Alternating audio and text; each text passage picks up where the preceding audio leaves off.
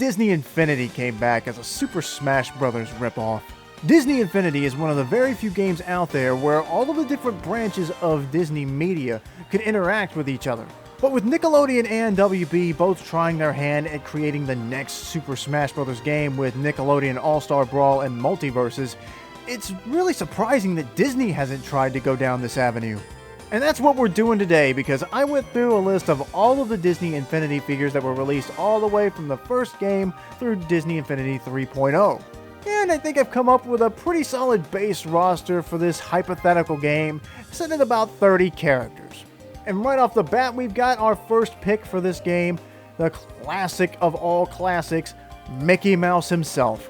Of course Mickey's gonna be on this roster. That'd be like having Smash with no Mario.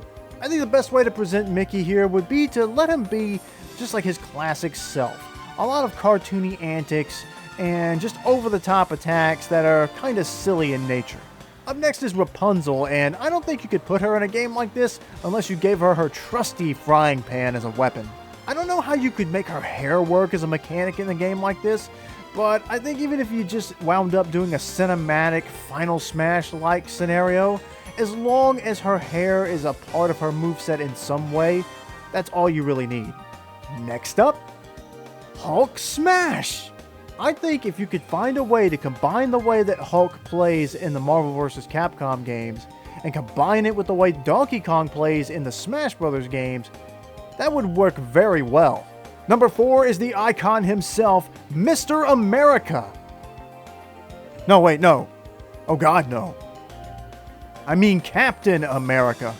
Obviously Cap would be a really good brawler character, but I think you would have to incorporate his shield as well. It could maybe function in a similar way that King K. Rool's crown does in Smash. Up next is Iron Man, and I would imagine that his moveset would include a lot of lasers. He can also fly, so you could use his boosters as a third jump to save yourself in the event that you get knocked off the stage. Number 6 is Spider-Man, and I really think he deserves to have an ability where he can just hang off of a wall without sliding down. Strider does something like that in the MVC series, and I think Sephiroth's long sword in Smash allows him to stab it into the side of a stage and just kind of wait until he's ready to move. Something similar with his spider powers would be perfect for him. Up next, we've got Venom, and I think, again, if you just take some of his moves from the MVC series and find a way to incorporate them into this Smash-like game, then you don't really need to change them that much. In terms of a moveset, you could maybe combine elements from the Hulk and Spider-Man for this one. I think that would work pretty well. At number 8, it's Vader time, as we have our first Star Wars character in this roster, Darth Vader. The movesets for Star Wars characters are pretty much going to be very similar, just differently in how they would be animated and presented. For most of those, you would just give them a lightsaber moveset with some use of the Force, and maybe one or two of them has a gun. And if you've got Anakin in the game, then you may as well have his son in there too. So at number 9, we're including Luke Skywalker. Yeah, maybe it's kind of boring to say that all the Star Wars characters should just get lightsabers and have their movesets revolve around that, but it worked for Nintendo with all the Fire Emblem characters they added to Smash. But for number 10, I could see them maybe doing something a little bit different, because number 10 is Yoda. Now, Yoda's size could play into his favor to make him a bit more unique on this roster. Yeah, sure, they would probably just do what they do with the Pokemon in Smash, like Pikachu and Jigglypuff, and just make them bigger than they're supposed to be so that the game works properly, but Yoda would still be pretty small compared to the other Star Wars characters, so that would have to factor into his moveset somehow. Another way you could sort of mix things up with the Star Wars characters would be to put Ahsoka in there and give her 2 lightsabers instead of just 1. At number 12, I've got the Queen of Ice, Elsa from Frozen. I think Elsa's moveset would be pretty easy to figure out. It's mostly just a bunch of ice moves, snowballs, icicles, maybe some kind of avalanche as a final smash, or that giant snow titan that she summoned in the first movie. That would work nice as a final smash. Up next at Lucky 13 is everybody's favorite bumbling pirate, Captain Jack Sparrow. If you thought Smash Bros. Had too many sword fighters on its roster, then I'd imagine you wouldn't like mine, because I would definitely have to have Jack fight with his sword. At least Disney Infinity did let him have a gun, and Joker has a gun in Smash, so why couldn't Jack have one in this game? And every pirate hero needs a pirate villain, so I would definitely want to add Davy Jones to this roster. Davy Jones is still one of the coolest characters around, and for that alone he deserves to be on this roster, but the combination of using a sword with that giant claw hand, you could come up with some unique moves. Now we move from the Grim Reaper of the ocean to a talking animal with a fedora. I'm talking about Agent P from Phineas and Ferb. Old Perry the Platypus has outsmarted Dr. Doofenshmirtz many times over the years. And he's definitely shown that he can hold his own in a fight, so with this roster already being filled with a bunch of superheroes and supervillains, I think having Perry in there would be a nice change of pace. At number 16, we're going to infinity and beyond with Buzz Lightyear from Toy Story. Now you might say, well, what could you do with him? He's a toy, he's not real, he doesn't have any abilities. That's the whole plot of the first movie, right? Well, yeah, you're correct, but I've got one word for you. Rob. If Nintendo can turn Rob from this little toy into an actual functioning robot with a laser, then Disney can give the Buzz Lightyear toy a real laser too, okay? Here's a question for you. Who would be stronger, the Hulk or Mr. Incredible? Okay, fine, the Hulk probably is, but Mr. Incredible's pretty strong too. For him, I could maybe see his moveset being maybe a mix of the Hulk with Captain America, where it's not quite as just ruthless as the Hulk, a little bit more tactical like Caps, but still packing that punch. Now the next character has a special ability that I think could make him pretty unique for a game like this, and I'm talking about Randall from Monsters, Inc. And yeah, I know, they call him Randy instead of Randall in this one because it's based on Monsters University, but it's the same character, so I'm calling him Randall. Smash Bros. Does have an invisibility gimmick, but it's an item you have to use. To put that as a special ability for a character would be pretty different. Maybe there's a meter right above his health that lets you know how much time you have to be invisible, and it's up to you to make sure you don't wander off the stage accidentally or something. But I think an ability like that would set him apart from everybody else who's got swords or super strength. Now you got a monster bad guy, so you need a monster good guy, and that's where we're bringing in Sully. Now I imagine Sully would be another powerhouse character, similar to the Hulk or Mr. Incredible. But you could maybe change things up a little bit by having him maybe use his buddy Mike as a projectile or something like that. I think maybe you could take Mike and use him in a similar way that Peach and Daisy used Toad in Smash.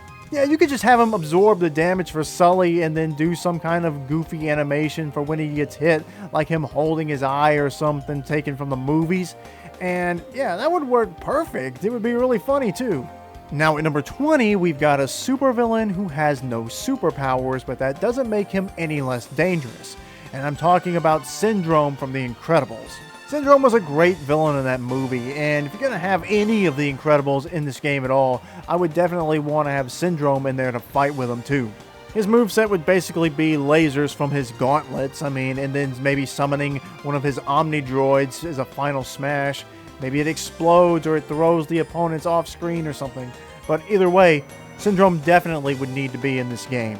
You know, we are building a video game here, so wouldn't it make sense to add one of Disney's own video game characters to this roster? Yeah, it's Wreck-It Ralph. Do I really have to say anything? I mean, he's Wreck-It Ralph. Destruction is in his name. You could just put him in a big powerhouse battle royale with Mr. Incredible and the Hulk and just see which one of them survives the longest. Next up, we've got a classic Disney animated protagonist, and he's had his few share of games too. I'm talking about Aladdin.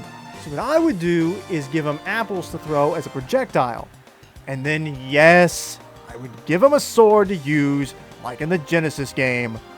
Shut up about the sword fighters already. At number 23, we've got Pixar's only official Disney princess that for some reason they decided to dunk on in Wreck-It Ralph 2. That is Merida. Her moveset would be pretty different on this roster because she's an archer. Of all the people in that movie, she's pretty much the best shot, so you could play around with the way she can attack with her arrows. But I would maybe include her mother as a bear as her final smash. Maybe some kind of combo move where Merida's shooting the opponent with arrows while her mother's beating him up as a bear. I think that would be pretty fun. Or maybe you could have her three little brothers serve as a distraction while she charges up a light arrow-like attack. Next up, we've got Mulan, and I think there's actually a few different ways you could tackle this one. Yes, you could give her a sword, and I'm not against that, but she's trained with other weapons that you could utilize too. Maybe instead of a sword, she has a bow staff, or you could swap between the two. And I would definitely need her to have some kind of special move where she sets off fireworks. Number 25 takes us back into space with Experiment 626, aka Stitch. Now, Stitch is small, but he's very strong, but we already have a lot of powerhouses on this roster. What I would do instead is I would give him lasers like he had in Kingdom Hearts 2. I think right after that cutscene plays, Sephiroth shows up on the field to directly challenge Cloud to a fight. At number 26, I've got Black Panther, and I have a specific idea for a move for him.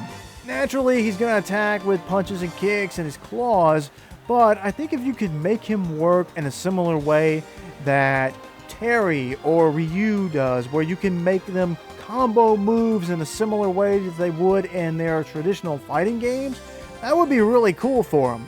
Next up, we've got the star of the Maui Mallard game, which is running on my cabinet back there right now, Donald Duck. We need some absurdity. We need more than just Mickey himself and Agent P in here. We need some good old-fashioned anger.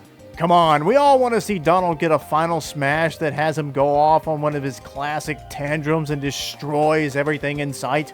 Now, at number 28, I've got Mrs. Incredible. Or, if DC's okay with it, can I just call her Elastigirl? She shares the same powers as Plastic Man and Mr. Incredible in being super stretchy. She's like Stretch Armstrong if he was down with the thickness. But, pun intended, there is an easy solution for what you could do for her moveset. For some basic moves, you could just give her some of Dhalsim's attacks from Street Fighter. That would work. Next on the list is Black Widow, who is another character who has no superpowers. She typically uses dual batons as her primary weapon, so those aren't swords, so you can't get mad at me for giving those to her. And now, last but not least, finally number 30. And it's a character that's already on this roster. I'm talking about Sorcerer Mickey Mouse, and that's because he was a completely separate Disney Infinity figure. And I don't see a problem with having two different versions of Mickey playable in this game. Smash Ultimate had 2 Marios and 3 versions of Link. You could just make him a costume for the original Mickey in this game, but I think making him his own separate character with magic powers instead is the funner idea. And there you have it! A 30-character Smash Bros. Roster made from Disney Infinity figures. I actually have a name that I really like for this idea. First, I would keep the Disney Infinity name because I think that serves its purpose very well in letting you know that this is going to bring all of the Disney worlds together. Then, in a similar fashion to how Nickelodeon All-Star Brawl seems to be a reference to Super Smash Bros. Brawl, I want to make this game reference Melee. And adding in just a touch of Disney magic, I think I've come up with the perfect name. Disney Infinity Magical Melee. I don't know, maybe it's just me, but I really like that name, so you guys can let me know in the comments if you would change it or if you would keep it. Who are some characters that you would like to see added to this game, even if they weren't in Disney Infinity? Let me know what you guys think in the comments, and if you would, like this video if you enjoyed it, and subscribe to my channel if you would like to see more videos from me in the future. You can also become a member of the channel if you want to get a few little perks doing that, or you can donate directly to the channel over on my Ko-fi page. Thanks for watching this video, I really appreciate it. Now, I'm gonna go see if I can convince somebody at Disney to call up Sakurai and ask him if he's got one more left in him.